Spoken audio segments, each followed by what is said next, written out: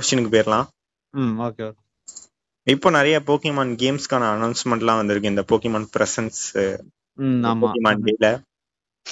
So அதில் Pokemon legends அப்படின்னு ஒரு கேமுக்கு வந்து அவங்க அனௌன்ஸ்மெண்ட் கொடுத்துருக்காங்க, ட்ரெய்லர் கொடுத்துருக்காங்க, கேம் பிளே ட்ரெய்லர் கொடுத்துருக்காங்க. அது பாத்தீங்களா? அதை பத்தி அது வந்து எனக்கு தெரிஞ்சு ஒரு அந்த ஸ்டார்டர்ஸ் மூலியமா எல்லாருக்கும் இருக்கிற ஒரு டிசப்பாயின்மெண்ட் தான். ஆனா அதே மாதிரி எனக்கு அந்த பேட்டில் ஸ்டைலுமே பிடிச்சிருந்துச்சு. ஐ மீன் டாஜ் பண்ற விதம்.